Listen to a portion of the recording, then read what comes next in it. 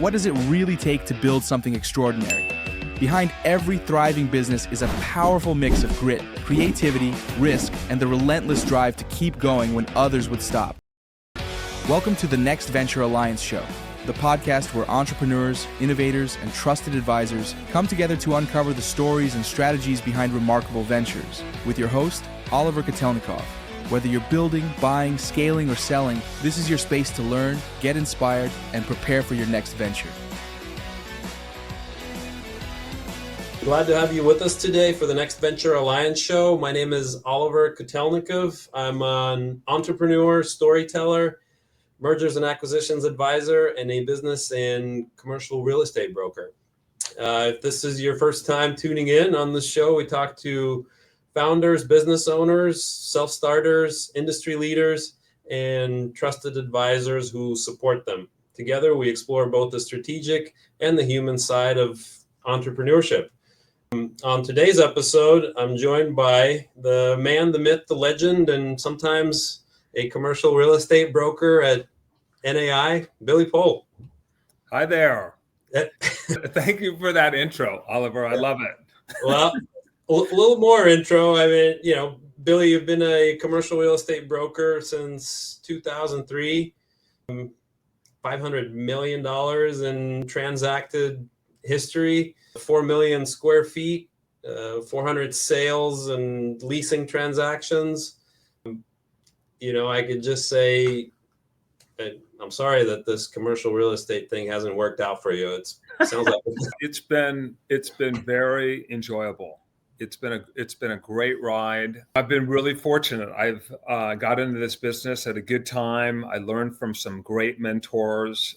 I've worked with just really fantastic people in this industry, both on the client side and on the brokerage side and the ownership side. And you and I have had many conversations in the past about kind of what I do in the business. And it's a little different than a lot of people because I'm a generalist in the business. I do kind of a hodgepodge of things. That's not an industry term per se, but my term. It's techie. Yeah. The hodgepodger. Yeah. I'm your hodgepodge real estate broker, but I've just really enjoyed it. I've just enjoyed it from the day I started, which was, beginning of 2003 to now, 2025, I still just really enjoy what I do for a living. So it's been, I think that was one of the things that stuck with me, in this conversation. It's an important one for me in many different ways. One, I just enjoy our conversations, and we've had many over the years. Two, thank you. You are one of the first people in this industry that I spoke with, and I see you as being instrumental in sort of guiding me and pointing me in the right direction into business brokerage and mergers and acquisitions. Yeah. That was a fortunate meeting, I think, for both of us, not only for us to establish, a long-term relationship with each other, but I felt like listening to you and with your breadth of business background and whatnot, I just thought, God, here's a guy that has so much experience. I think that experience would maybe be better suited on the business brokerage side than just the straight commercial leasing and sales side. I was going to make the joke, you're one of the few people that have listened to me. But I just felt like, God, everything you told me, and when you were thinking about getting into commercial real estate and this and that, I was like, God, I just think, Oliver, you're just such a natural for it. And it's nice for me when I meet people and, you just get that gut feeling, right? A lot of what we do in commercial real estate is art and science, right? There's a lot of science to it, the numbers and whatnot, but there's the art part and the feeling part, and then just your intuition part. And when we first met, one, I knew you were a great guy, right? And I had heard that before I met you. Yeah. But two, I just felt like, God, you've got so much business experience and you're very relatable and you can analyze things well. I'm just glad that it's worked out to be a good fit for you, because at the end of the day, that's what we're all looking for in our respective careers, is finding a good fit and then giving the best guidance and wisdom and knowledge and service that we can to our clients. And you've done an exceptional job at that. And I'm proud of you, my man. Yeah. Hey, I appreciate it. And it's not an easy business, right? Neither one of our sectors are an easy one to make it in because we bet on ourselves and whatever the swings, regional, Yes. economic, industry swings, we absorb them, right? And there are no excuses at the end of the day. We don't have the too big or too small to fail. If you fail, you fail. Oh But my God, that's but very true. but one of that first meeting that we had, you told me about your industry, which I didn't know enough about to fully understand what you were saying. And then you told me about why I would be better fitted for a different industry, which I sort of yeah, that made sense. But what I think the reason that I listened to you is because of your attitude, and you seem to be well grounded and having a good time and having just kind of a straightforward, easygoing attitude about what I saw to be a fairly complex business, Yeah. right? And so seeing somebody being able to enjoy it is what made it attractive to me. And really the reason that I listened to you and I did go talk to Gregory, which turned Yeah. out to be, another very important meeting. But it's that initial sort of conversation that you and I had, and it was your demeanor more than the content, because I at the time didn't have the knowledge and the experience to absorb all the data points. And one of the things you said to me was what you just touched on, and I try to figure out, like, what is it that you do? And you said some days I really don't know what exactly we do. And I was like, man, this guy's 20 plus years in. He's I know. super successful. He's telling me he doesn't know what he does. I could do that. I could sort of wing it and be successful. A lot of that, we were encouraging data points Yeah. at the time, even if on kind of an intuitive level. So That's so funny. You're like, if this guy can figure out how to make a living doing this with everything he's told me, I'm sure I can make a living doing whatever he's suggesting I do. how do you value this building that we're in? This is a commercial building, and you went into like, hey, this is. Yeah. You've probably heard all the metrics and all the numbers and all the statistics, but it's part metrics, part art, right? It There is really no, is. and Yeah. and so when you put forth an opinion of value, it really is an opinion of value based on numbers, but also your experience, your lens, how you view it, and what you bring to the business, right? You don't value things the same way as probably anybody else in the industry. Right. And it's such a simple, again, back to your point, this business gets incredibly complicated, but it gets incredibly complicated because of personalities. When you simplify it and you peel all the layers of anything, it does come down to some simple kinds of things. And when you're talking about value of a property is only valued at what somebody else is willing to pay for it. And free market economy, willing buyer, willing seller, right? Exactly. And so people, and exactly, hopefully you transact because the opinion that you think that your property is worth, somebody else is in at least full agreement or close agreement to that, right? That's the only way things transact. But people just get caught up in all these different things sometimes. And it's like, look, I can price things and put it out there whatever you want. And I'm happy to do that until it gets to the point of ridiculousness, because then the market's telling you what something's actually worth based on what somebody's willing to pay for it. So I've always tried to just take things and just get to the bottom line and try to get to it fairly quickly, because I think that is in the best interest of all parties to do that. And it's just a good form of communication and connecting with other people. That's just kind of been my philosophy. And the other thing is, when I was talking about God, some days I don't know what I'm doing, right? Because I don't know how the days evolve, and every day is different. And some days I look at my calendar and I think, like, gosh, I only have 2 meetings today. And I think, is it going to be a fairly quiet day? And then all of a sudden, the day just explodes into all this stuff, and I'm running from one property, and the next thing you know, I'm scheduling different things. So my overall big picture philosophy in this business and business in general is that the one thing that I know is that I never know.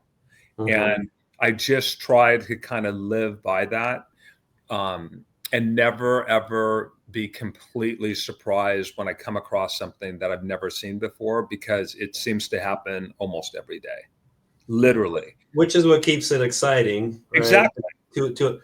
How do you handle that conversation as a professional with a client, right? Let's take a doctor. If a client comes to a doctor and says, this is my ailment, and the doctor says, I've never come across this, but let me problem solve it, right? That could be troubling. So, Yeah, I mean, so how do you address that? Like a doctor, look, doctors, I have a lot of respect for doctors, and I'm friends, and I have a family full of doctors. Doctors are practicing medicine. They're not perfecting it. They're in the journey to try to seek more perfection, but they're practicing medicine. Same way in real estate and business brokerage. We're practicing in this. We're not practicing for like the major performance. We're practicing because that's what we do. We're not perfectionists. We haven't seen everything that's possibly going to happen. We can't think of every single scenario out there, because that's just not how life works.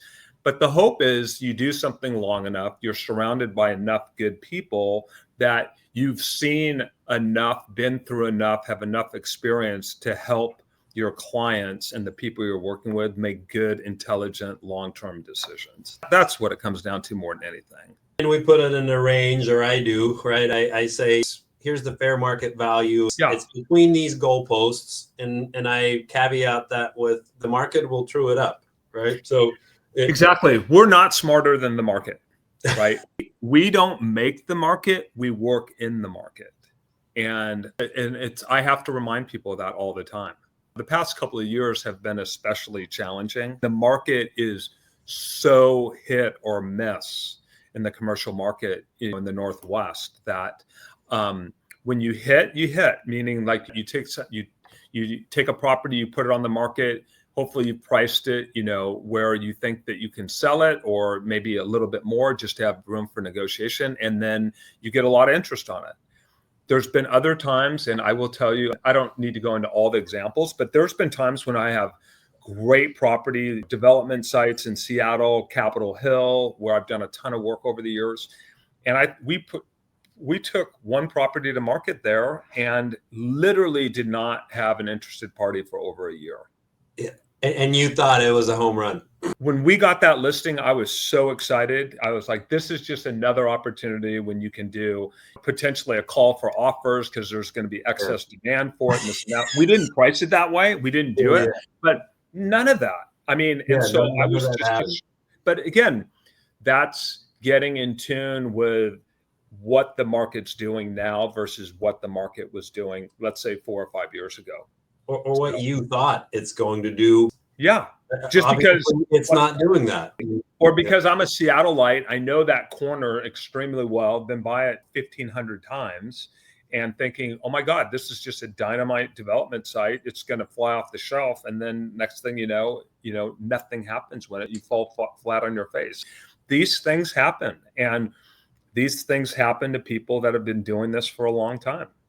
So, because of the complexity, right? And the complexity of the market, the complexity of the uncertainty, you have the human factor, you have the economics, you have sort of these are very consequential decisions oftentimes, right? Yeah. For people. So, they think they're aligned and they want to move forward, then something changes. And, how many times have you had that conversation of, you're now no longer a real estate broker. You are a psychologist. You are a retirement planner.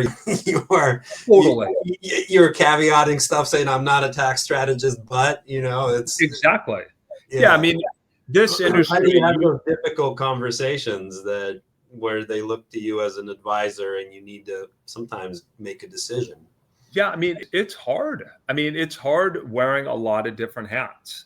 And knowing which hat to wear at any given time is important to know that, right? But I do feel like this job, this career is oftentimes more psychologist than it is economist, or knowing how to crunch all the numbers and look at the spreadsheets and evaluate things from a business perspective. It's oftentimes way more psychology than that. And again, I mean, I think part of being a trusted advisor is just knowing that you're going to give the best, most honest service possible to people, and they expect that in return. And for me, that's why this career has been so rewarding, is I feel like I can just be that trusted advisor for people. And I don't have to think like, do they trust the information I'm giving them? Because they know that I'm giving it from a place of I care about them.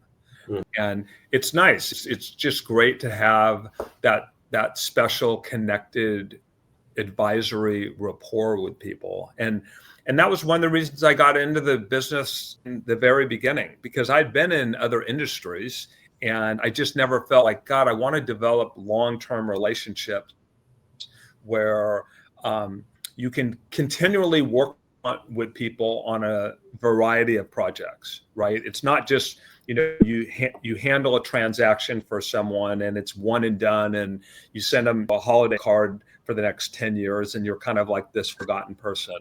I've been fortunate because I've worked with a lot of people in different areas where it's a lot of ongoing decision-making, advising, doing, and you become great friends and you feel like you're a family member. And it's just that I was looking for that in this career, and I was fortunate that, I was looking for it in a career, and I was fortunate that I mean, I've found the same element. I've stayed at clients' houses. I've been invited to their vacation homes after projects complete. Sometimes I'm sitting there going, is this quote unquote appropriate? Is this within agency? Right. Exactly. Should this be happening? But ultimately it all kind of runs together, and people say, well, this is a people business. Everything is a people business. Right? It is. And ultimately the reason people call you back and come back to you is because we transact in knowledge and experience, but probably trust first and foremost. Yeah. Because if you're not trusted, you can't be in the room to help make that type of or that magnitude of a decision, no matter how much you know, right? Exactly. Trust is everything. I mean, we have the benefit of looking back from a lot of years of experience in the working world. And then you realize, gosh, when I was my 25-year-old self and I was seriously thinking about going to business school and doing all that stuff. And I never did go to business school because I got involved in different businesses, but thinking like, what would I have learned and what would I teach to people? And if I was teaching people in business school, the most fundamental element is how to develop trust with people, because that's the basis of every successful relationship, whether it's in business or personal or business and personal. And I'm saying that, but I don't know as a step-by-step process of how to develop trust. I think part of that is just, you have to want it and you have to show it. I don't think you can sequence or strategize trust. Yep. Impart it somehow to maybe the first meeting, and if it's there, it's there. But I've had meetings where I sense that, and I've had to bring this up, is that you need to work with people you like and trust. If you're not trusting my opinion in this, if you just want someone to do busy work and run numbers, that's not me, nor should you hire anybody for that reason for this type of project. Exactly. Right? So continue looking for someone that you trust. If that's not me for whatever reason, then this isn't a good partnership. Exactly. Yeah. Amen to that, for sure. And you mentioned the perspective of time and having that sort of ability to look back, and you've been in the Pacific Northwest, not only the commercial real estate industry, but this specific sector and this corner of the country and the world. How have things changed? And we can talk about Seattle specifically, or Washington, or the areas that you've covered. Yeah. I mean, in some ways it's changed a lot, and in other ways it hasn't changed. So that expression, the more things change, the more they stay the same. Yeah. Yeah. I still maintain, I mean, I can get into a couple of examples, but I still maintain that Seattle is one of the biggest small towns in the United States of America. Interesting. I think it's been overtaken by Boise in my mind now. But really? Yeah. Yeah, it's kind of that. Yeah. The biggest small town, but yeah. Okay. But I just feel like, I mean, I'm from here. I spent my whole life in Washington, except for 8 years of my life when I went to school in Colorado, and then I spent 4 years living in Colorado, working and skiing and doing a bunch of stuff. I mean, Seattle, our business is basically both sides of Lake Washington, right? So we do King County, Seattle, and the east side. And it's obviously grown a tremendous amount over the past, 25, 30 years. I've been in the business now, 23 years, going on my 23rd year. Grown a lot. You've seen kind of the entrepreneurial spirit, I mean, that's the engine that just keeps this area growing. I mean, you were in Seattle, you were in the business and in Seattle before it became tech and the prices sort of totally in the big town thing, right? I mean, I grew up here, right? And so, when I was growing up, the biggest companies, this is pre Microsoft, pre Costco. I mean, the big businesses when I was growing up was, Nordstrom, Boeing, Weyerhaeuser, those were kind of like the big three growing up. And I mean, tech was starting to kind of show its tentacles a little bit. You had the University of Washington and biotech. And so, I mean, biotechnology was like a huge sector in the 80s and 90s, and it still is, but it gets overshadowed sometimes by genetics and kind of those genetics, Immunex. I mean, I was fortunate enough to have a friend that I grew up with. His dad was one of the co-founders of Immunex, which was later purchased by Amgen. You had all these different biotechnology companies growing here. So science and technology and research and all that stuff was going on here. And then it was kind of like you had, the Jiffy Pop that you can buy in the store and you put it on the burner. It was like it had all the kernels in it, and then somebody just put it on a really hot stove, and then it Jiffy popped and exploded into this huge thing. It became popcorn. Totally. The popcorn just started flying everywhere, and then from each of those pieces of popcorn, like you see in the movie theater and the concession exactly, it's just like exploding, and it's just like holy moly, like oh my god. And then you had like all the housing and Issaquah. Like when I was growing up, Issaquah was basically this little city that once you went through it, you feel like, okay, we're about halfway or maybe a little further towards getting to Snoqualmie to go skiing. Yeah. And then now you look at how Issaquah and Sammamish and the plateaus and all that stuff have grown up. Snoqualmie right after that, right? I mean, that's a whole new city that just appeared. Totally. Yeah. That's a municipality that just grew up by, that just grew near Snoqualmie Falls. Like the falls was like an expedition to go to Snoqualmie. Exactly. And so it's like, I just experienced like this hyper growth of an area. And I think it's so exciting to see that. And, I mean, I remember when I went to school in Colorado, people would ask questions about Seattle, and literally they would ask you questions and they were like, do you guys have cars there, or do you drive around in canoes? Yeah. Like we're some, Native American, natural land, like Alaska or something. And people just didn't really know.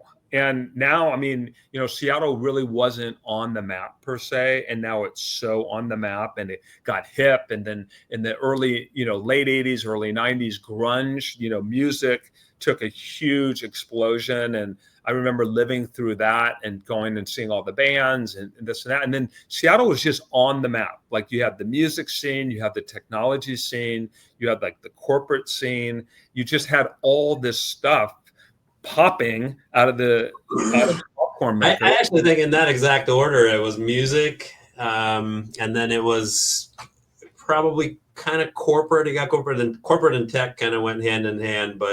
But music is the first time that anything other than rain came up in conversation about Seattle, which, by the way, still comes up. Like you get on a plane, people have never. Like how long is that gonna stick around, the whole rain thing? But oh my God, I mean, people that don't live here think it rains every single day in Seattle. They really do. And then it's funny. I mean, I've never looked it up, but I think it rains actually more in Florida than it does in Seattle, because when it rains in Florida, I mean, you get sometimes 3-4 inches of rain versus if you looked at the overall quantity of rain, I could probably just chat GPT it and look it up. But there's a lot of places that rain way more than Seattle. Way more than. But there probably aren't that many places other than like San Francisco and London that are as overcast as Seattle, right? I mean, and that for me sometimes is the frustrating part is I just look at the weather here and I like that it's a pretty, mild climate here, that it doesn't get too warm and it doesn't get too cold, but when it's 46 degrees and gray, that for me is just kind of like what I get tired of looking at. And sometimes for 6 months straight, right? It's 46 and gray, and that's the tough part. Like if it was 46 and gray seasonally in the fall, exactly, that's okay. But then, so I'm with you. The mild climate, I get a little nutty. Like February, early March, I just need some sun. Doesn't matter. Me too. Yeah. And my remedy over the years, Oliver, has just been like at least twice during the winter, I just get out of Seattle. Yeah. I'm fortunate now, my kid, I have one daughter in college and one out of school working in Chicago, but we just get out of Seattle for a week or two during the winter, just somewhere sunny. Yeah, somewhere where I just know that I can wear shorts and a t-shirt and just know that it's not going to be drizzly or gray. That's play a little pickleball, maybe. Oh yeah. Yeah. Is that kind of overtaking the? Are you baiting me on this, Oliver? Did somebody tell you to like ask me about pickleball? Because you told me about it. Yeah, pickleball is definitely like a serious passion of mine. Okay. And the funny thing is, you look at pickleball. Pickleball has gotten huge over the past let's call it the past 7 to 10 years. Hey, I'll go back to the popcorn analogy. Like I cannot believe, COVID, right? I mean, it's just started blowing up. It was COVID was Bainbridge Island or something, or started on Bainbridge. What people don't realize is pickleball has been around since 1965, right? It's been around for 60 years. 1965. It's been around for 60 years. I was fortunate enough to get exposed to pickleball when I was young. I mean, I'm a tennis player, played tennis growing up, played tennis in college, have played tennis for, going on 50 years. And I played pickleball the first time I was probably 10 years old. I'm 57 now. So you look back, I've played some form of pickleball for about 47 years, but got really into pickleball about 10 years ago. I felt like pre-COVID, there were all these people like pouring little things of gasoline around, gasoline, little pickleball gasoline going around. Yeah. And then right before COVID or right when COVID happened, somebody just threw matches on it and it just caught fire. Yeah, it did. And, but I can see why, right? I mean, it makes so much sense that the game finally kind of got it's like grunge music, right? It's like, you have these bands playing, then all of a sudden it's like the hottest thing. And pickleball is that. Like people now look at like the Northwest and even Seattle, they're like, yeah, it's the pickleball capital of, the world, because this is where it started. I mean, there are places where more people play pickleball,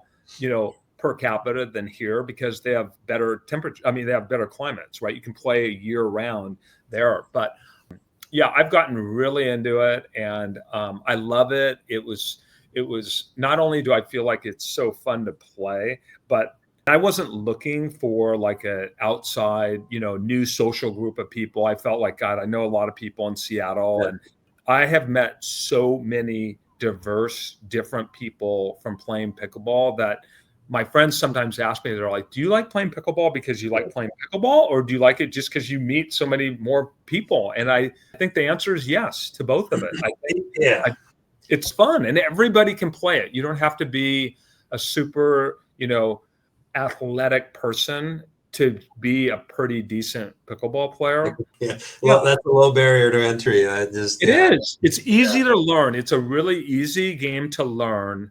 It's an easy game to learn. It's a hard game to master, right? So And I'm not trying to necessarily master it. I mean, I can play at a pretty, decently high level and play, like tournament people and this and that. I just think it's so fun how many people have enjoyed playing the game. It's kind of like I knew how fun it was, 40 some years ago. And now everybody knows how fun it is. It's interesting. You said tennis, right? But you get like those racket sports that are different. Like the way that the pickleball racket impacts the ball, the way the ball travels. You got pickleball, you have like Batman, which is, Totally. a whole different thing. You got, ping pong, so all those little parallels, but they're completely different sports. And I've played pickleball, and it's not easy to kind of really understand the dynamic of it. I mean, maybe like racquetball, maybe like, squash, they're all different, right? But they're all different and they all have like kind of their own merits. I think, I actually was a squash player before I was a tennis player. That was my first racket. Did you play at the Seattle Athletic Club? Were you part of that gang? Yeah, that's where I originally learned how to play. But I was like 9 years old, and my dad was a squash player. Yeah. And then, we had a tennis court. I grew up in Mount Baker, and so there was a couple of public tennis courts, and I would see friends go down there. So that's when I got into tennis, and I met one of my best friends on the tennis court there, and we started playing a bunch. But I love them all. Like some people now, there's this huge divide between tennis players and pickleball players, right? Is it a separation? I didn't know. My God. Because tennis players get fed up with pickleball players because let's face it. It's the same court. They have to share the court. Exactly. And here's what's unfair about the two. Pickleball takes over tennis courts, right? But tennis doesn't ever take over pickleball courts. Right. But you'll never see like a facility where there's pickleball courts and then all of a sudden they resurface it and they put tennis courts. It's exact opposite because, you can have tennis courts that sit there and are never used. You put pickleball lines on them and it'll be one of the most packed facilities around, right? Because more people can play pickleball. And so yeah. And but I'm kind of like can't we all get along? Yeah. That's how I feel about it. And the answer, it sounds like, is no between the pickleballers and it's kind of tough. I mean, tennis players, maybe tennis players are a little snobby. And look, the reality though is tennis is just a harder game to learn and get good at than pickleball. It is. I mean, I think it just takes more coordination. It's a bigger court. It's a faster ball. You have strings versus a paddle. You have a soft ball that spins and the different things you can do with it. So, we could talk about this all day, but it's really interesting kind of how pickleball's grown. How does it tie into what you do professionally? Because I've kind of seen facilities, big gyms and large sort of retail facilities transition into, often athletic facilities, but specifically pickleball courts. And there are some interesting examples, but are there big dedicated pickleball facilities springing up? And are you seeing that demand in commercial real estate? I've been involved in it from the front line. I can tell you that I was working with a pickleball group last year that two people that were not necessarily tied to the sport, but were really interested in doing a facility. So another partner of mine here in the company, he introduced me to this group. Because of my love for pickleball, I said, yeah, I'd like to help you find the facility to do this. We actually we were successful at locating two different facilities that unfortunately the people we were working with, just for different reasons, couldn't make the commitment to it. But both of those now have become pickleball facilities. The two, one's up in Linwood. It's called Pickleball Kingdom. And it's an old Bath and Beyond. So it was a repurposed. There you go. Old Bed Bath and Beyond. So big box store, high ceilings, air conditioning, great conversion. And that was one of the first properties I showed this group. And so they couldn't make. Can you handle the transaction as a broker? Unfortunately, no. No. Okay. This is one of my sad. Are you consulting on the pickleball side at least? It's kind of sad because I wanted to feel like from the beginning I could help one of the pickleball groups do this. And my friends, both of the brokers on the listing side and the brokerage side handle Pickleball Kingdom. And then another one just became available or just now opened for business about 2 months ago. And it's called Side Out Tsunami, which is off Rainier Avenue. You've probably passed this. You know where Lowe's is on Rainier Avenue? Yeah, I do. It's the old Pepsi bottling plant. I grew up 8 blocks away from this, so I know the area really well. It was the Pepsi bottling plant, which was purchased by Prologis, which is a huge industrial REIT.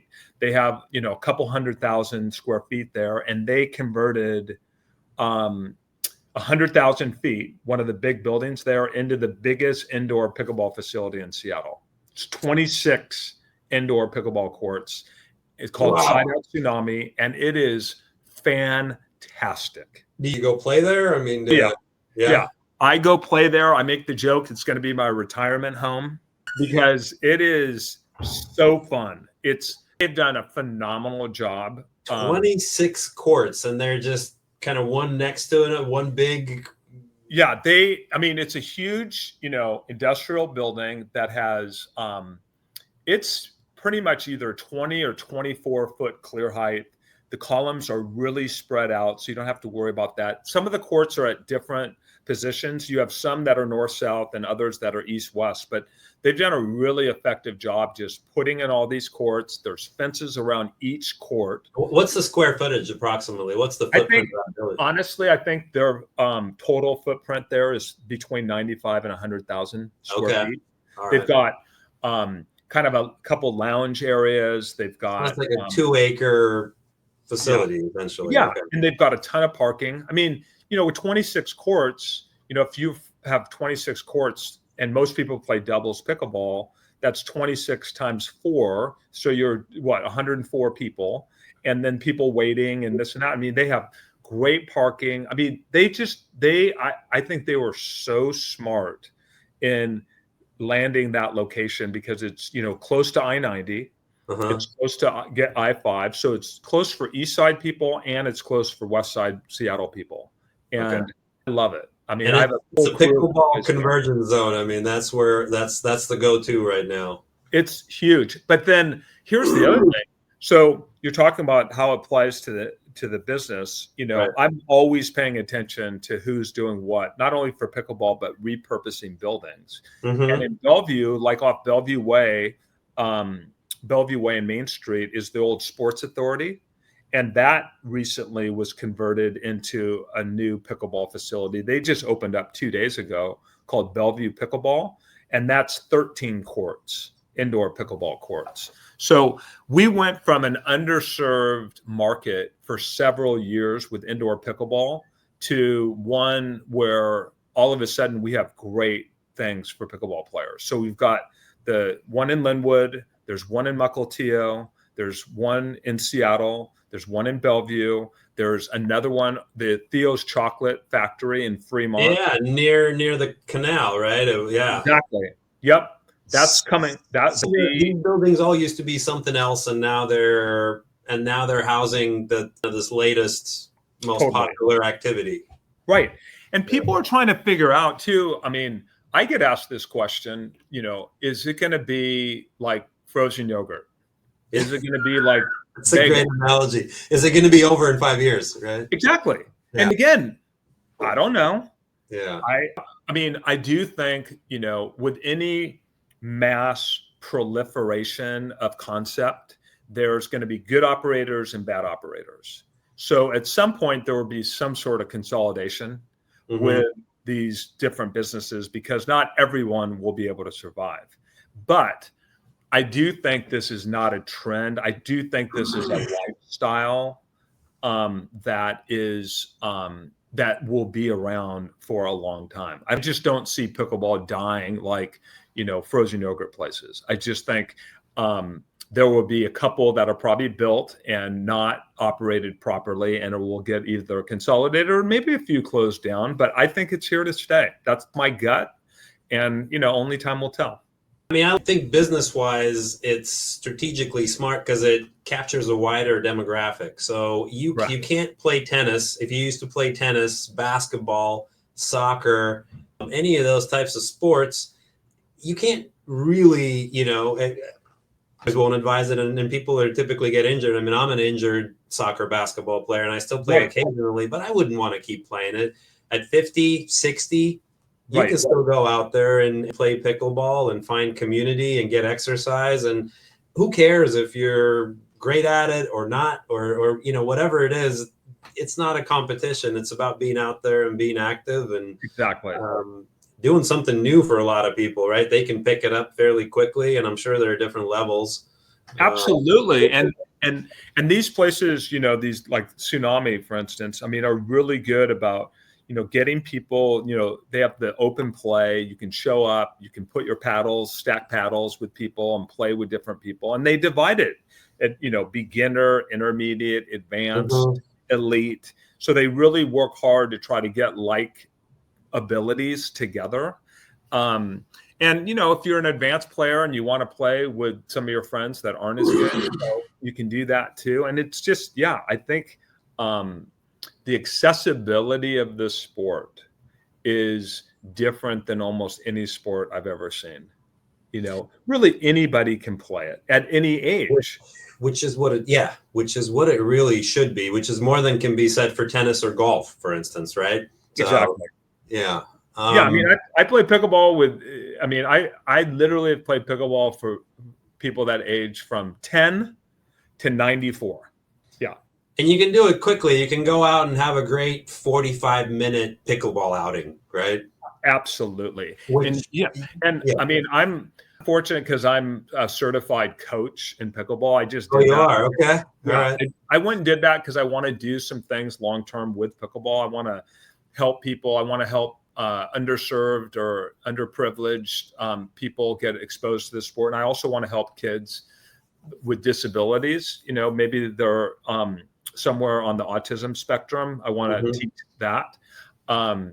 And I feel like I feel like pickleball really hits something kind of like real estate with that connection with people that I want to do more of it in the future. So something tells me you're going to build connections and meet people no matter what you do. It's not about pickleball or real estate. That is probably who you are at your core, and the activity is just a vehicle. It's fun. So we'll see. It's meeting people over an activity, right? It's different than, let's take a professional networking event, which we all attend and which are part of the industry.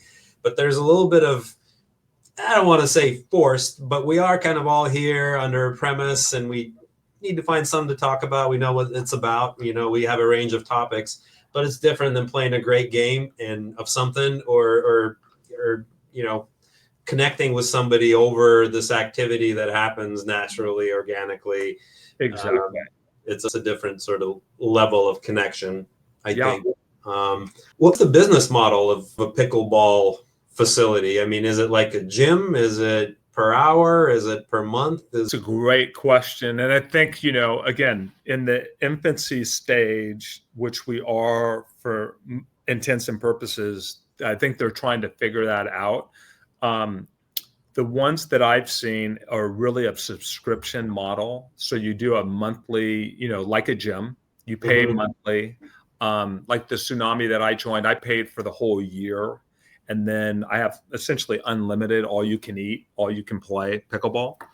But I think most are doing the subscription monthly model. And then if you're not a member, you can pay a certain fee to go in and play like in the open play sections of the day. So on average, most people are charging somewhere in the kind of that $20 to $30 for a couple hours to play. Okay. And, I looked at, when we were working with this pickleball group, I looked at how the model is and like the revenue model. And you have to have a fair amount of members to make it worth doing, because let's face it, these are big facilities. Seattle, whether in Seattle or East Side, the rents are not cheap.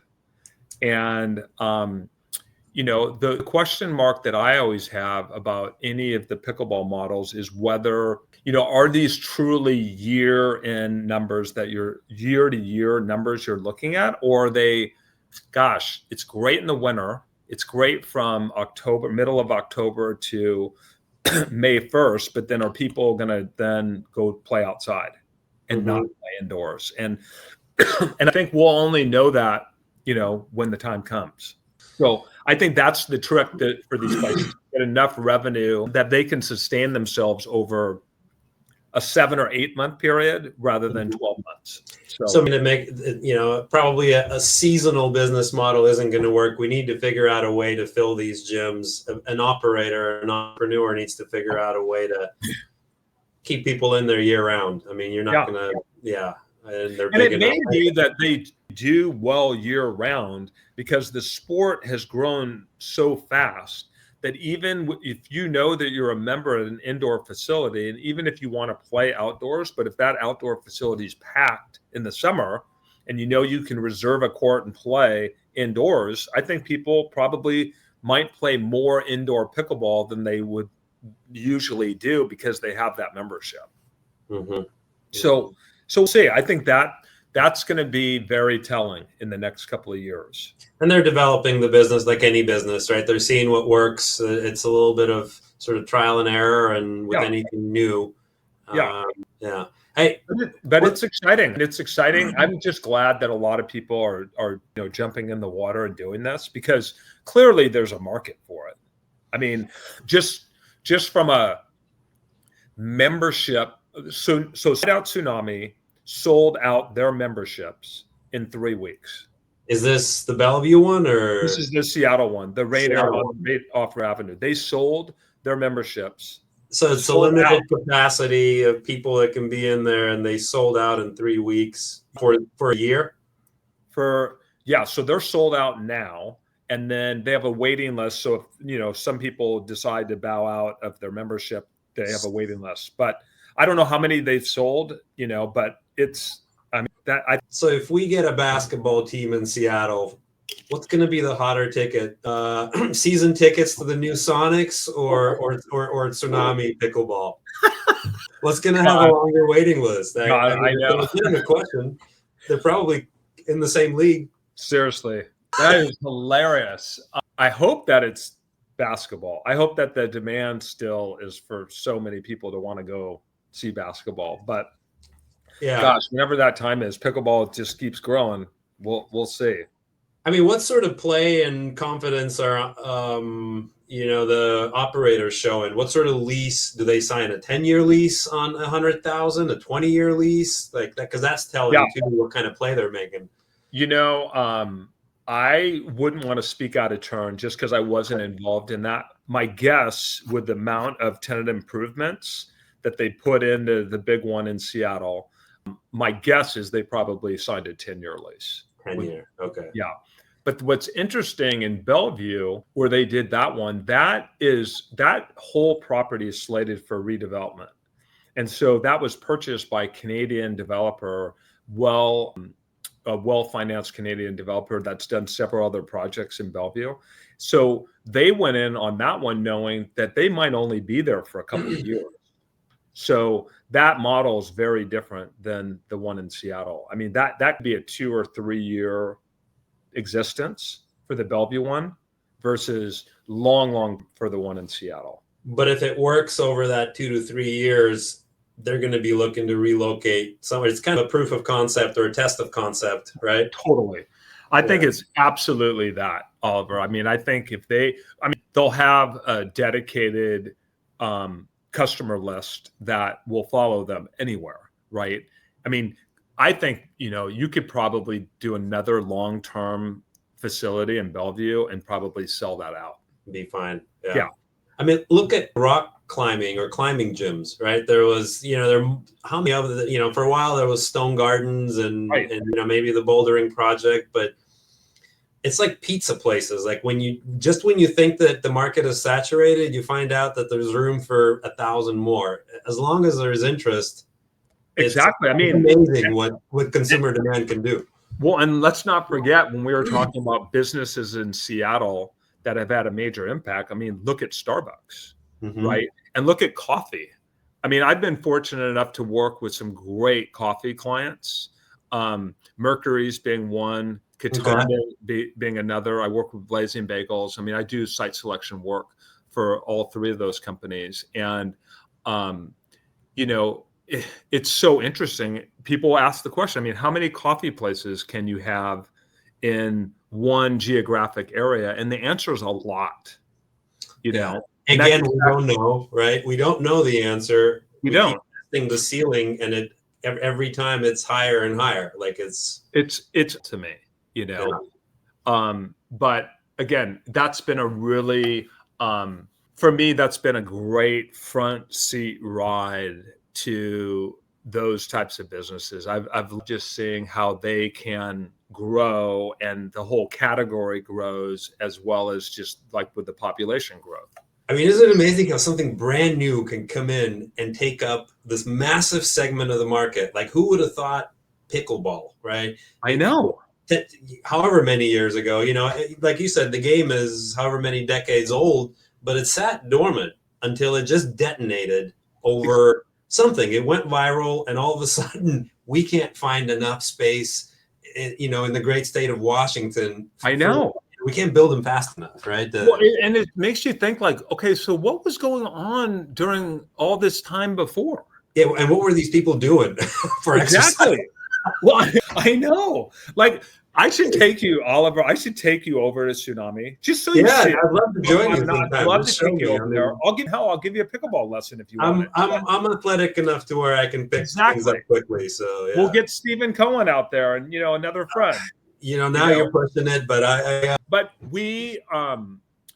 it makes you think, like, what creates that tipping point, right?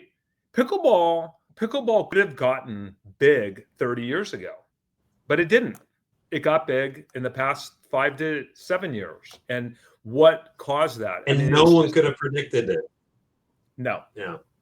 I mean, we'll put it in that category, that we don't know, right? We just don't know. I was in the beverage alcohol business before I got into real estate and did this. I mean, I was in the beer importing business, right? We'll talk about that a little bit. What is that chapter of your life before we get into the story? How? Yeah, so I grew up working in the restaurant business. I worked for Brothers, was it? Exactly, Schwartz Brother Restaurants. Good memory. I worked for them for 10 years of my life, and from the time that I was basically 14, I started washing dishes for them, and then I worked at different jobs in different restaurants until I got to Cucina, which was their big Italian. I remember them. Yeah. So Cucina on South Lake Union, that was their first Cucina. And I worked there for 2 summers while I was going to college. And then after college, I worked full-time night manager. And then I did that for a year. And I realized the best job in the restaurant was actually being a server rather than a manager. And so I went back to that because I was playing a lot of tennis and doing athletic stuff and did that. And then I was kind of looking like to parlay that experience that I had, because I ran a fish and chip stand called Benji's Fish and Chips. And I was kind of trying to figure out, what do I do with this restaurant experience? And then it turned out that you owned the fish and chips place? I didn't. I wish I did. The Schwartz brothers owned it. And I helped manage that along Lindsay Schwartz, who now is the CEO of Schwartz Brothers. He did a lot better in the restaurant business than me. He and I were the managers of Benji's Fish and Chips. And looking back on it, gosh, I wish I had bought that. Danny Schwartz? What's that? Was it Danny Schwartz as his brother? Danny is Lindsay's stepmother. Yeah. And so anyway, so I worked for Schwartz Brothers, and then I was looking to do something different. And a friend of mine got into took over the operations for a company called Merchant du Vin, which is a beer importing company that imported like Samuel Smith's and beers from Belgium and England and Germany and some different areas. And he needed somebody to help him with the operations. And so I did that for a couple of years. I quit that job because I wanted to move out and ski in Colorado. I did that for a winter. And then he hired me back to run a 5-state territory out based in Colorado. So I did that for 2 years and then had every intention of going to business school. And then my father got sick at the time, and my friends started this new internet company, and they needed help in sales. And just one thing led to another. I moved back to Seattle. I helped them with that company. That company was called GoToNet, which was an internet, we own different. One of internet. many early stage internet, the providers. And, again, had no clue when I got into that internet was going to be some big thing. I just thought, hey, I need a job. And my friend started this company, and they wanted me to help. And so I was like, yeah, I'll do that. And then did that for, 3.5 years. It was a small company when I started. It was like 20 of us. And then it grew to like 700. And then we merged with InfoSpace. And then it was like a 2,000 person company. And I just didn't want to be a part of a company that big. I just have always liked a smaller, intimate type of environment. And I got out of that. I did a quick stint with Intercom Seattle with the radio conglomerate. I worked for the Mountain radio station and did, advertising programs for them because I was selling internet advertising at GoToNet. And then I transitioned over to a more proven model, which was radio advertising. And I was just a little disenchanted with that business. It wasn't quite what I was looking for after some of the other work experience. And then I kind of all roads led me to commercial real estate, and I started that shortly thereafter. So that's how I got into commercial real estate. The story. Okay. Very non-linear route, Okay. but having business experience and operations experience and obviously dealing with people and negotiating and all that, it just kind of all seemed like I was mixing all these ingredients to kind of finally actually make the. And how long did it take you to get going successfully? I mean, it's no secret that these businesses, they are sort of like we are entrepreneurs, solopreneurs, essentially, right? You're sort of building your customer base, your book of business, your product, your service, if you will. And it can take a while to get started and to really build, critical velocity to where you're generating income and can support yourself. And maybe that was different in the early stages or years back, but how was your start in it? And did you ever doubt it? Did you kind of? Oh man. Yeah.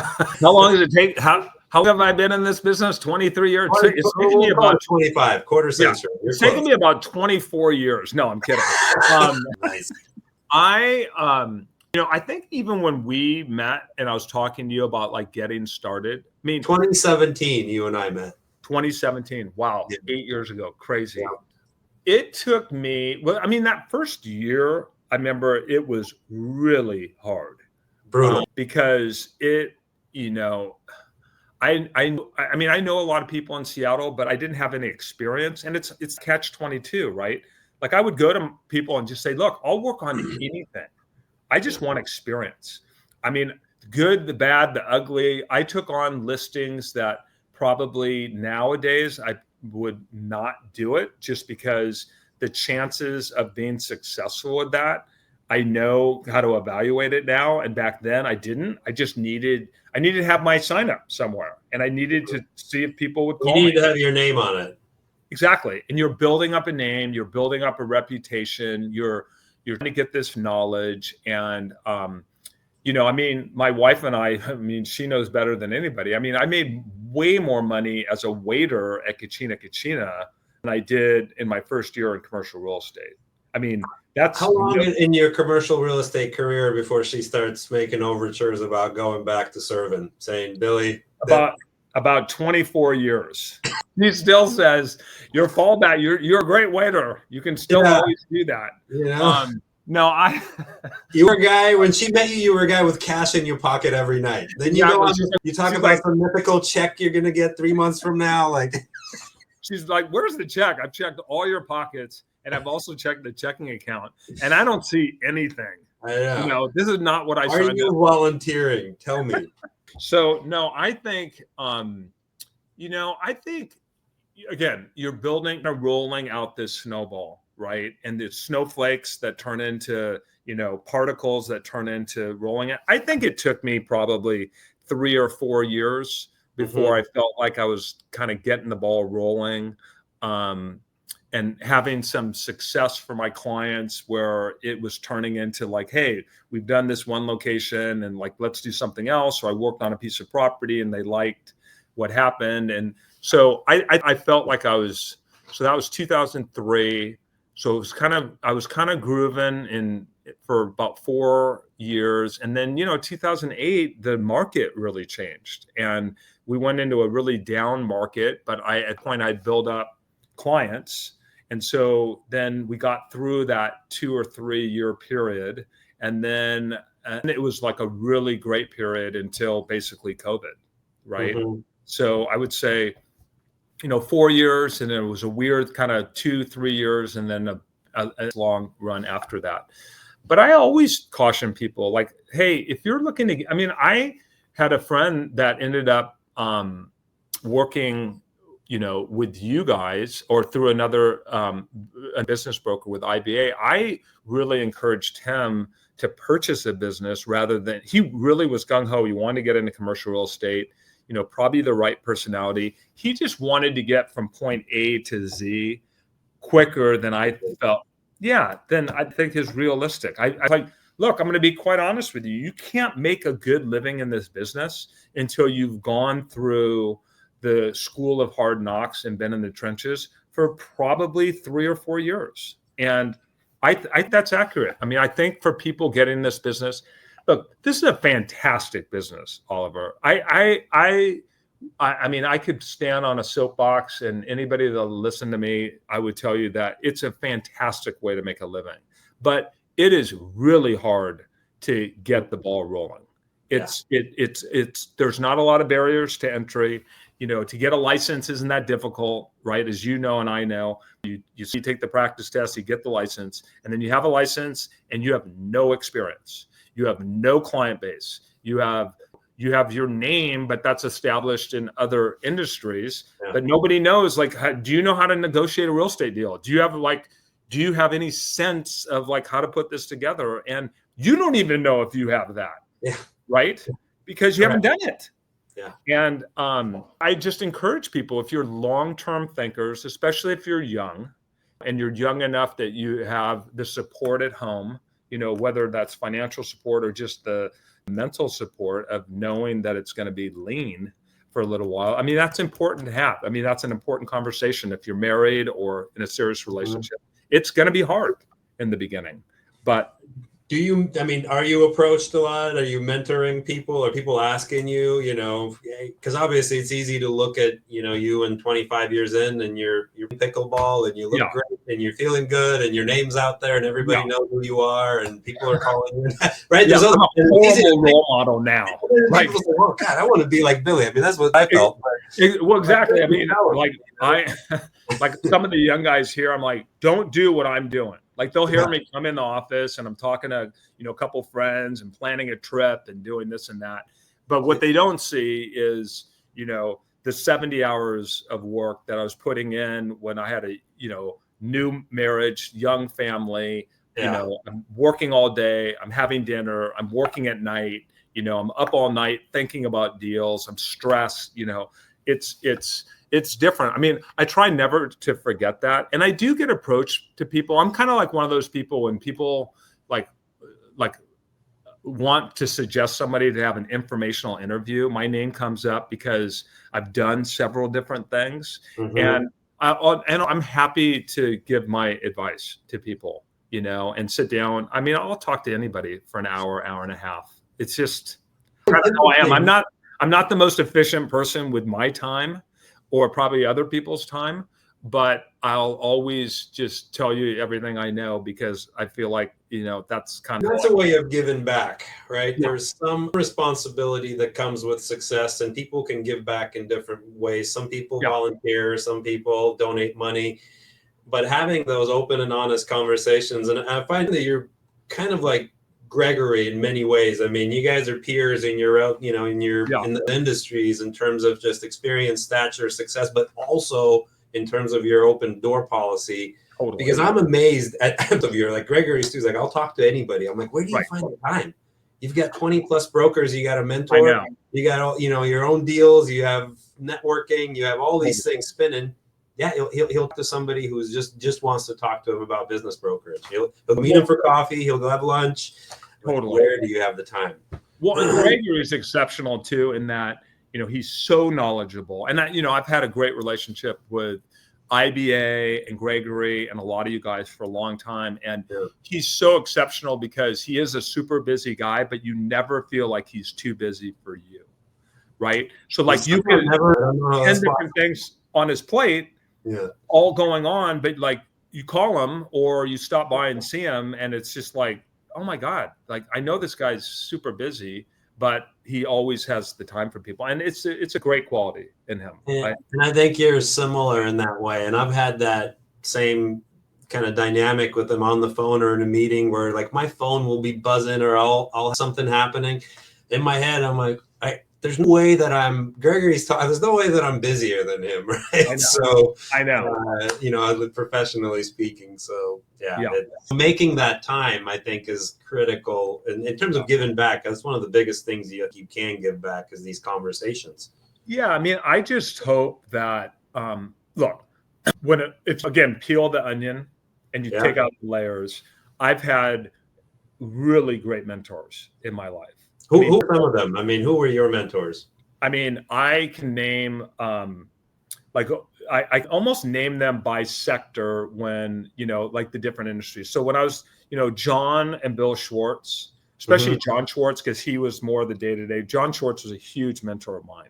Right. In which segment, like in which segment of like restaurant business, when I was in the beer importing business, Tom Levitt and Charlie Finkel at Merchant Event, when I was at GoToNet, I worked with John Keister and Steve Rosen, and they were huge, influences on me. And then when I got into commercial real estate, I worked with Morris Piha, and he was an unbelievable mentor for me. He was also my father-in-law, and he taught me, the most important thing, and that is just always do the right thing, and just always take care of people, and don't a dollar sign on your head. Just take care of people because they're people and they have needs, and realizing that even if you're working on a small deal, it's a big deal for the people you're helping.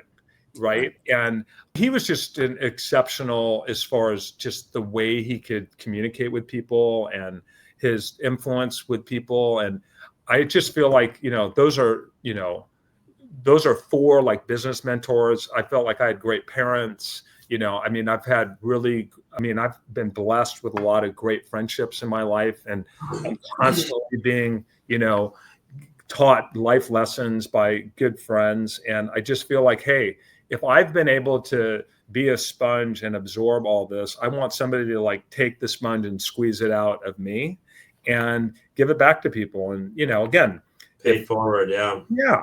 And I feel like, serving others and helping others, I kind of feel like, we get a limited time on this earth to things. And I feel like, the more you can help people and the more, you can just, even if it's just little subtle things to help brighten a person's day or help them in their life, I feel like that's kind of why we're here. So I think if you love what you do, and I can hear that with you, you have a really vivid memory of almost every early stages of almost every step, right? And that helps you relate to that person, because when you're sharing knowledge and experience as a mentor and you're coming at it from, I'm this great successful XYZ, you're just starting out, that doesn't inspire really anybody, right? It's when you've done the journey, yet you can recount every moment of it. And you could I was in the restaurant industry for a long time, right? And it was, it grew to be a large business and exited when it, became what I thought too large. But at no point did I not know, or did I not do every job in the restaurant at some point? Exactly. Right? I could always talk to the dishwasher or to somebody just coming in, doing something for the first time, because I remember it, right? I remember it and I could relate to them. I can't manage somebody coming out of, with an MBA, having never run a restaurant. I can't manage, and I can't be a manager. So you kind of carrying that love of the industry and you do makes it relatable, and it makes those lessons stick. I hope so. I mean, again, I've just enjoyed the journey, right? I mean, I've had jobs, or parts of jobs. I mean, I still have things even in commercial real estate. I mean, I don't love doing all the, entering in data and this and that, but I mean, for me, if you filter it down, it's always been about the people, and the relationships, and just feeling like that's the foundation, right? I mean, it's been a huge part of my life. I mean, it has to start there. Like I said, everything is a people business, because we're dealing with people, and it's conversations and understanding people's stories. They're coming to you with the project, right? But if you don't have the context, and you're just trying to you're just being transactional, you're not going to be successful in this business, or probably any other business. Exactly. I agree. That's why, Oliver, you have to write your life philosophy book, because the things that we're talking about now, those are great nuggets to just have to reinforce people and behavior of what you're talking about. So and that's why we're having these conversations, and some of this stuff is hard to pull up on command. I have to talk to somebody like yourself and hear you, and you're inspiring me, so it starts to flow, right? And so there's that conversational piece of it. But what keeps coming up is Seattle and restaurant industry, and we both share that background. Obviously, that's a different landscape. So I exited 2018. I had 6 locations, close to 70 employees, a retail location, sort of a production facility. So really a scale, hospitality, food service, food and beverage operation. Yeah. But some of the things that came about after COVID and that ultimately changed the landscape, I mean, I saw some of those things coming even before COVID happened, right? And I don't know if they would have brought about the type of change that we're seeing now. But to me, when I, kind of what's happening now, let's say in downtown Seattle, is honestly devastating.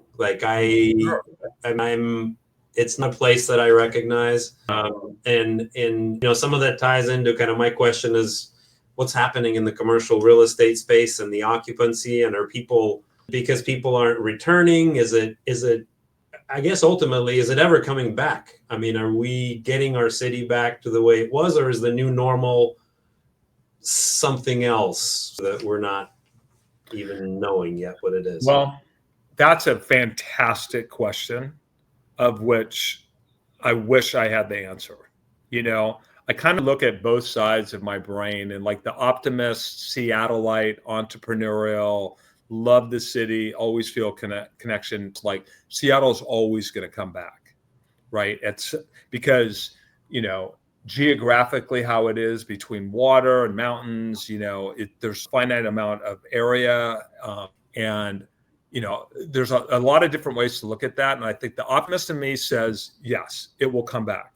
The pessimist in me says we're about 40% vacant. 40. So that's a kind of a baseline statistic, 40% vacancy. Yeah. I mean, I think you can read any statistics from the major houses that we're somewhere between 35 and 40% vacancy in downtown Seattle. And that has such a ripple effect on retail and auxiliary businesses that feed into that. How do you repurpose some of those office buildings? There's always the talk about, multifamily and converting them into condos for people to live in. I don't know. I mean, I know some really smart people that are betting on Seattle and making very opportunistic real estate purchases right now, betting that Seattle will accelerate again and fill some of that vacancy and be vibrant again. And I know some really smart people that are like, hey, I'm never, ever buy property in Seattle, and I'm getting out of it. And I don't care how much I get for it. I'd just rather get something, nothing. And somewhere right in between, right? Knowing that, there's the pendulum goes both ways and the mindset goes both ways, but I don't know. I mean, I think politically we're dealing with some serious challenges in Seattle. And I'm not a Seattle resident. I mean, I live on Mercer Island, so I don't vote in Seattle. And we don't have to get into a political discussion. Sure. But I'm with you. But I just feel like I hope that the leaders in Seattle that are elected are looking forward enough to make the changes that are necessary to have effect in the future. That's I think. I mean, if you were a city official, what are the changes that are necessary? We're 40% vacant. That's 40% of those people that aren't coming down for lunch and buying goods and services. That it's a base, right? That's missing all of a sudden. What would you do if you were as a business oriented business politician? What would you do? I mean, the easiest challenge to try to tackle for me is the homelessness issue, because you got to make Seattle so it's not scary, right? And have, again, a solution. There's a good reason I'm not in politics. One, I won't get elected, and two, I don't want to do know about that, Billy. But, I mean, maybe if you run on the pickleball platform. I mean, it's growing. I'm going to turn all the office buildings in Seattle to pickleball facilities. Correct. Yeah. Right. But I just feel like it's got to feel safe. People have got to walk around the CBD in Seattle and not feel like there are places to avoid. And it's that you have people setting up, where they live in Seattle on the street close to like major things in the city, like the Paramount Theater or Fifth Avenue, or, where people go and do things. And I feel horrible for people that are dealing with these issues, but I feel like we have to come to a greater good and figure out a way to help these people, but help them help the greater, right? So, right, and then, in bringing the city back, right? Yeah. I mean, what is the purpose and the goal of a city, of a municipality, of a downtown, right? Right now we have, like you mentioned, I mean, with these sort of disjointed pockets where you're trying to go from point A to point B. Right. Nobody wants to walk this route. You kind of have to go that route between such and such hours and sort of avoid this, and then you can kind of go a little bit to the left over here, but not to the right.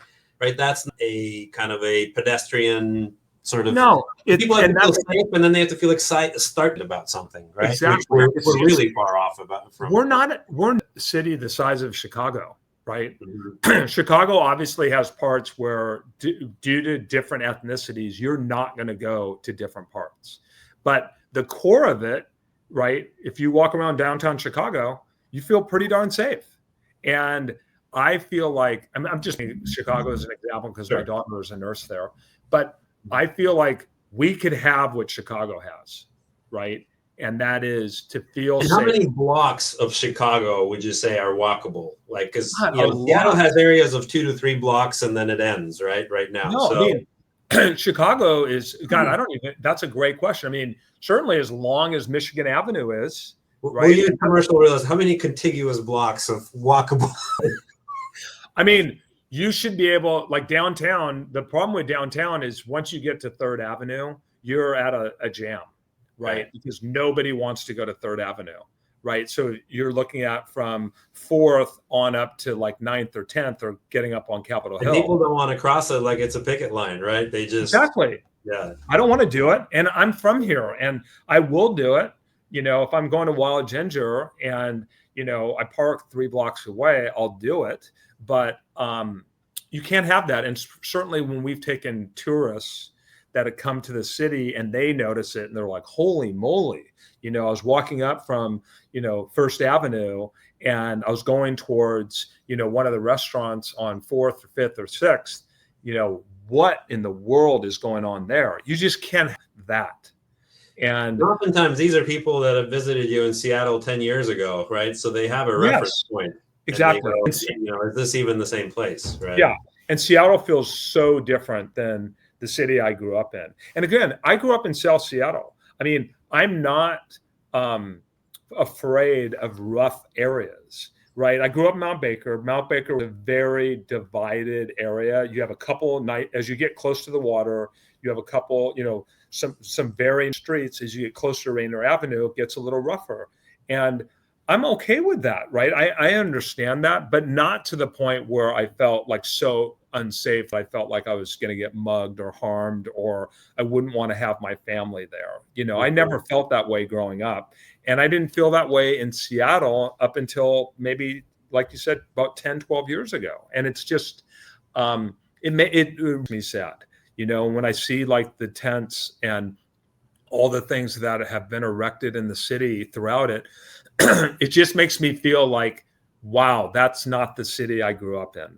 And I don't like that feeling. And I want to feel like this is the city that I take a lot of pride in telling people around the country that we don't drive in canoes, drive in cars, and we care about each other. And I want that to be more around the city. And even though I live on the east side, I live, East Seattle, which is Mercer Island, I'm hopeful at some point we get that safe, caring feeling back in the city. And I don't know what the easy answer is, because there is no easy answer, but there's got to be more than what we're doing. Well, and I'm asking difficult questions. A really hard question, Oliver. Ask me a couple like layup easy questions. But give me this. So you mentioned this, and you hear these plans for, and I'll give you a couple layups. But on the, I felt pickleball was a layup, right? It was the easiest. You want to go? Let's talk more about pickleball. Let's talk about padel. No, anyway. So to finish this, these ideas, the solutions that sort of propose a restructuring of everything, right? Repurposing commercial buildings into condos, into flex spaces, is it possible? Is it realistic from a kind of industry real estate standpoint? Is it possible to take, a 50-story building and really make it into something fundamentally different? Or is it, in that sense, a special use, special purpose building that's meant to house that sector of the economy? Can we really do something with it? Honestly, the way that those floor plates are constructed with the plumbing, if you take a 50-story office building and try to make condominiums out of it, yeah. I'm not a developer, but I work with several developers who are a lot smarter than me. It seems like you'd almost be better off taking that building down and restarting it and rebuilding it to fit the specs that you need in order to make it multifamily, because it's really expensive to repurpose stuff like that. So, and there maybe when in this new age of how things are changing, maybe they just have to take down some of these office buildings. I don't think so far out of the question to do that in the future, and then use it for something else. Because this isn't the highest and best use of the land anymore, given. Exactly. It's not, if the highest and best use is an office and it's multifamily, or if it's, something else. The one thing is, in a capitalistic society, people get very creative. And so I think there are going to be things that happen in the future that nobody even thought of with some of this real estate, right? And who would have ever thought a Bed Bath & Beyond 10 years ago would be a pickleball facility? Or the Pepsi bottling plant on Rainier Avenue? Or I'm working with a padel, with a mix between almost like racquetball and pickleball, that we're looking at a facility in Ballard that's an old, like it was used in the fishing industry, right? And so who would have ever thought that it could be that kind of use? And there's probably, going to be some stories that come out of this, is who would ever thought a 50-story office building could be whatever it turns into. So that part can be exciting too. And it is. I have a new exciting chapter ahead of us. And so, if you were making a bet long-term commercial real estate, what would you be investing in? You said you're not a developer. What are you building in 2025? What are you putting money in? Let's say capital is not a question. Long-term play for the next however many years. Honestly, the way I've kind of done things is I like multifamily. As for an investor. I also like suburban retail and office. I think people aren't going to go unless, especially in Seattle, you can't make that commercial core an attractive area to go. I would put my money on outlying areas, both on the retail level. I mean, we're seeing how retail has tightened up so much because people aren't going to these commercial business districts. They're working at home or going and visiting all these different businesses closer to their homes. Well, you and I talked about like Renton Landing was an interest where they built the new Sounders facility, right? Yeah. Things like that, I think, are better long-term bets. Yeah. What's the World Cup going to do next year?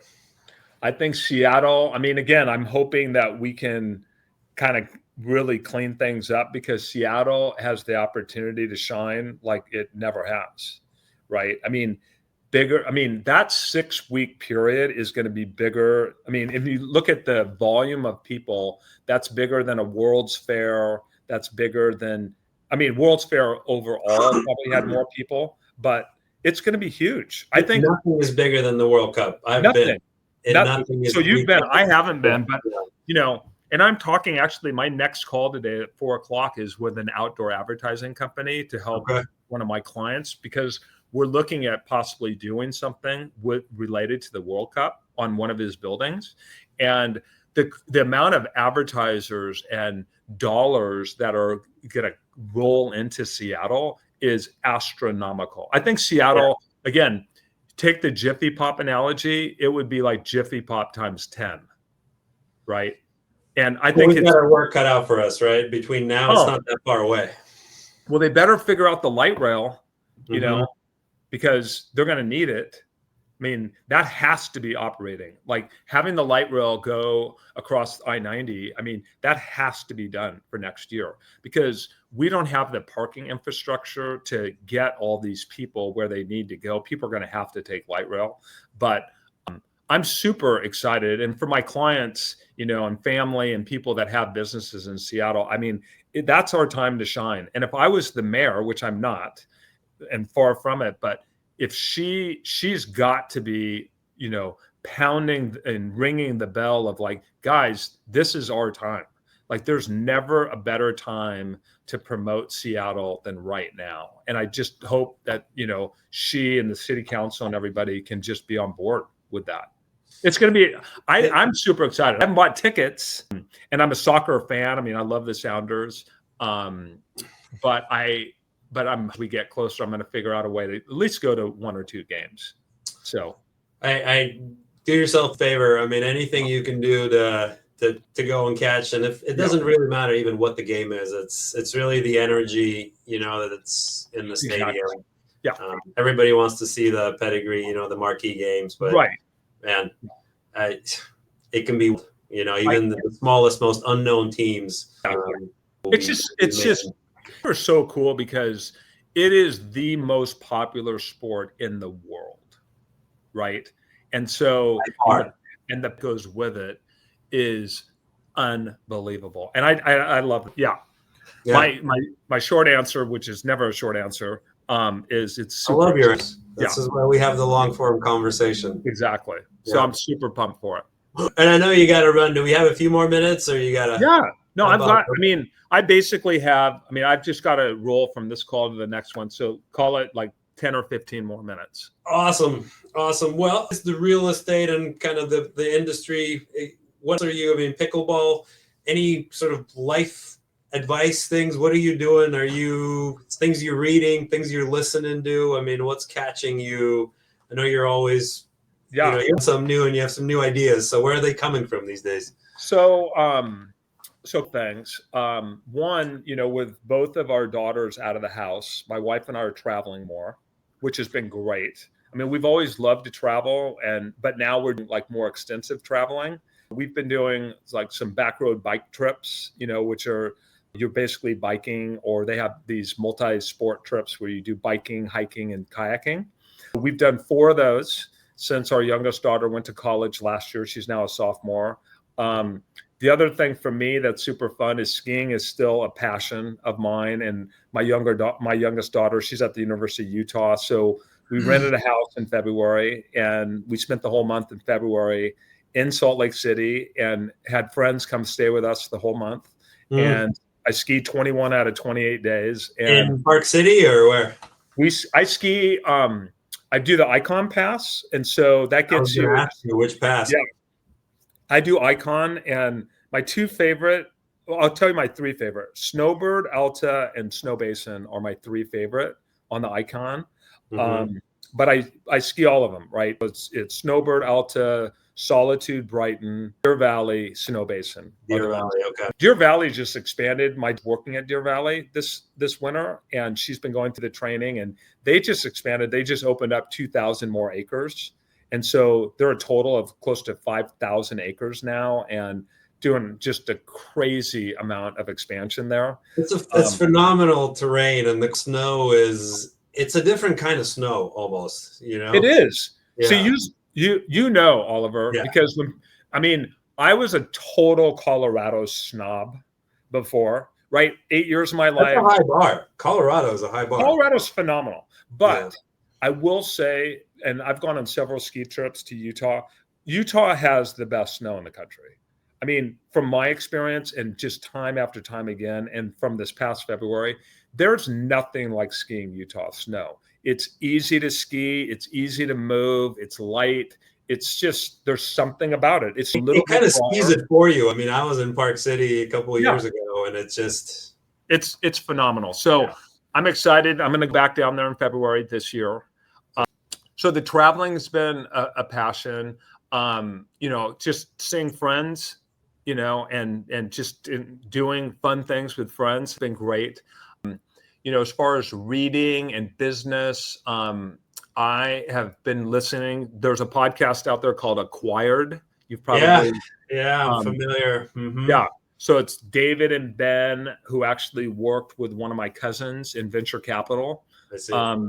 And I really like their podcasts a lot. So I just recently listened to the Trader Joe's podcast that they did. I haven't heard, but they're kind of long. They take a while to produce episodes, but they're long podcasts. They're anywhere from 3 to 4 hours. So, give yourself a few days to listen to it. But I really love kind of their in-depth research into companies. And I always love listening to one of their podcasts and then going, like they did one on Costco and Trader Joe's. And, it's fun to listen to their podcast and then go back to the retailer and just, see it through that lens. What they were talking about, and they do a phenomenal job at that. And I'm trying to read more. I still play guitar. I'm trying to do that, almost every day. I like to play guitar and kind of do that music outlet, and just trying to stay healthy, my man. That's important. I mean, especially my biggest mantra in life has been your health is your wealth, and I can't live my life to the full extent for me and other people unless I'm feeling healthy. And so if I'm in town, I start off every day at the club and just make that a part of my routine.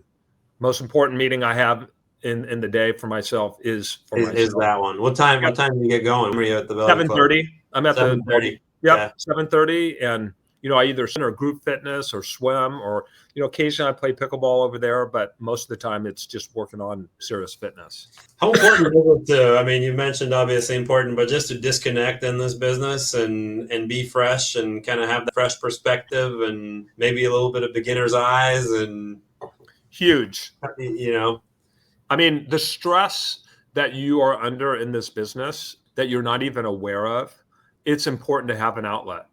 Everybody has to have an outlet or several outlets. And for me, exercise is a big part of that. I'm not a big drinker. I don't do drugs. And exercise, like for me and Dean Alteris, my business partner, for many years, we would work, in the morning, work from 7:30 to midday around noon, do a class at the Bellevue Club, like a spin class, get a good sweat, kind of break up the day, clear the mind, and then go on and work all afternoon. And I whatever it is, whether it's morning, midday, afternoon, you got to have that outlet. You got to clear the head. So it's important. What's your relationship with your phone? Like, do you weekends, evenings in the gym, or do you disconnect? Do you make an effort to turn it off, to not look at it? Yeah. I have always, if I'm at the club, my phone's locked up in the gym, locked up in my locker. So you got that discipline. You're not. Yeah. I will not, if I'm there now, I mean, I'm working less hours than I did, back then, but I will put it in the locker from 9:30 or from 7:30 to 9:30. I'm not checking it. And at home, if I'm eating dinner, my phone is off, being charged, and I'm not checking it. And because it wants to invade. I mean, totally. And it's a space invader, and I just refuse to let it do that. But I also am accessible to people. I mean, and if, I try to gauge according to what I'm working on and what else is going on in life. But yeah, you got to compartmentalize that phone and the computer. And I mean, we just get bombarded with communication outlets. Yeah.